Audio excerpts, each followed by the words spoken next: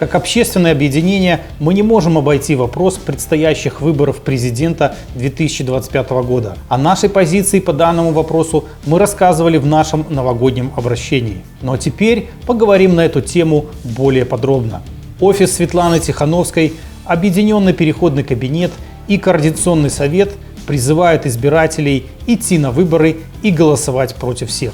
Наша команда изучила данный вопрос, и мы решили с учетом нашего служебного опыта представить белорусам альтернативную точку зрения, показать все возможные алгоритмы действий избирателя и избирательной комиссии по фальсификации выборов.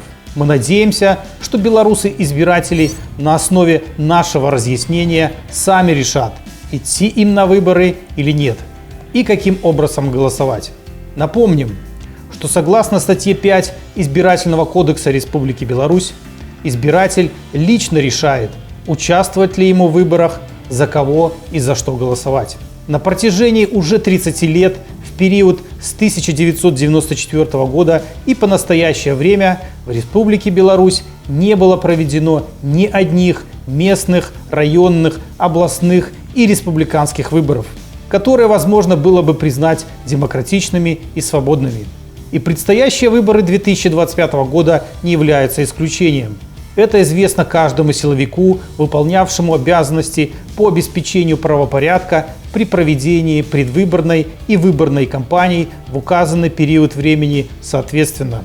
Только не каждый силовик способен это открыто признать. Поэтому многие белорусы обоснованно считают бесполезной тратой времени участие в этом псевдоголосовании.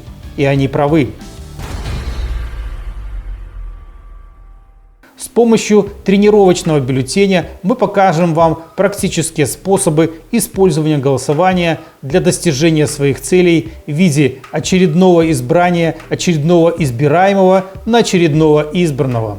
Напоминаем о том, что избирательные участки созданы по месту жительства регистрации избирателей, а также в некоторых медицинских учреждениях, больницах и воинских частях. Также имеется возможность проголосовать, в том числе и досрочно, в посольствах и консульствах, если избиратель находится в отъезде или командировке за пределами Республики Беларусь. В таких случаях, когда избиратель не имеет возможности явиться на территориальный участок для голосования по причине болезни, инвалидности или иной причине, не позволяющей покинуть жилище, предусмотрена услуга «Выездная урна», заказать которую можно, позвонив по телефону в территориальную избирательную комиссию. Также напоминаем, что председатель каждой избирательной комиссии или один из закрепленных ее членов 2 раза в день сообщает в территориальный исполнительный комитет самые свежие сведения о точном количестве явившихся для досрочного голосования и досрочно проголосовавших избирателей, обеспечивая явку. А исполком, соответственно, 2 раза в день перенаправляет эти сведения о явке избирателей в Центр избирком, сообщив точную цифру проголосовавших «за», еще не зная, что досрочно проголосовавший избиратель нарисовал в бюллетене. Для участия в голосовании, в том числе и досрочном, избиратель обязан прибыть на закрепленный избирательный участок и по предъявлении своего паспорта гражданина Республики Беларусь подтвердить свою личность и назвать свой адрес места жительства или регистрации, по которому в журнале учета выдачи бюллетеней для голосования избирателю предложат расписаться напротив его фамилии в графе «Выдан бюллетень» для голосования. После учинения росписи и получения бюллетеня избирателю предложат проследовать в кабинку для голосования, где избиратель может осуществить свое избирательное право и проголосовать за одного из представленных в бюллетене кандидатов в президенты Республики Беларусь, поставив в квадрате напротив фамилии импонируемого кандидата знак в виде галочки, птички, крестика, перекрестия и так далее, не выходя за границы квадрата в бюллетене. Проголосовать можно только 1 раз и только за одного кандидата, либо против всех кандидатов одновременно. Если избиратель проголосует более чем за одного кандидата, то избирательная комиссия признает такой бюллетень испорченным и изымет его из голосования, опустив в урну правильно заполненный бюллетень. В случае, когда избиратель изображает неприличный или оскорбительный знак в квадрате напротив нежелаемого для него кандидата, то избирательная комиссия признает такой бюллетень испорченным и изымет его из голосования, опустив в урну правильно заполненный бюллетень.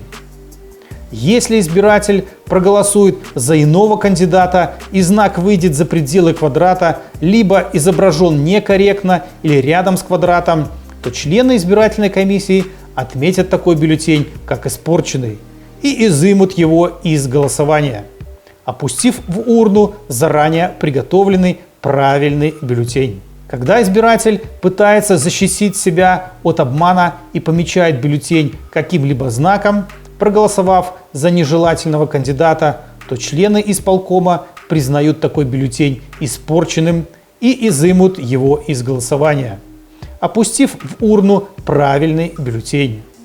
Когда же избиратель проголосует против всех, то члены избирательной комиссии рисуют на краю бюллетеня галочку, либо отрывает край бюллетеня справа и, признав такой бюллетень испорченным, изымает его из голосования, опустив в урну правильно приготовленный бюллетень. В случаях, когда избиратель желает защитить свое право добровольного участия в голосовании и опускает в урну пустой или незаполненный бюллетень, то члены избирательной комиссии дозаполняют правильно такой бюллетень, затем опускают его в урну. В случае, если избиратель желает проголосовать за любого кандидата, кроме рекомендуемого, и один из подставных кандидатов набирает большее количество голосов, то он снимает свою кандидатуру в пользу рекомендуемого самостоятельно, либо по настоянию Центральной избирательной комиссии.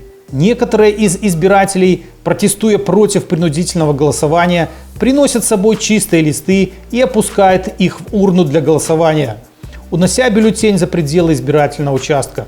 Такой лист изымается из урны членами избиркома, и в урну уже опускается правильный бюллетень, а лицо, похитившее бюллетень для голосования, подвергается административной ответственности, исходя из действующего законодательства.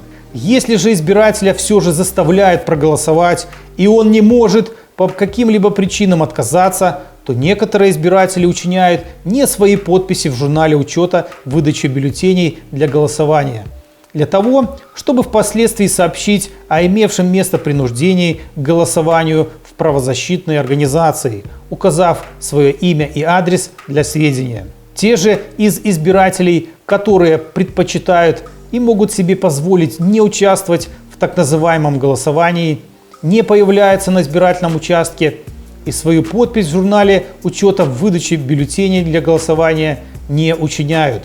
Таким образом, они рискуют передать использование их голосов членам избирательной комиссии без их ведома за рекомендуемого комиссией кандидата. Однако такие избиратели также вправе обратиться в правозащитные организации, сообщив свое имя и адрес места жительства и регистрации, для подтверждения факта неучастия в псевдовыборах и неучинения их личной подписи в журнале учета выдачи бюллетеней для голосования.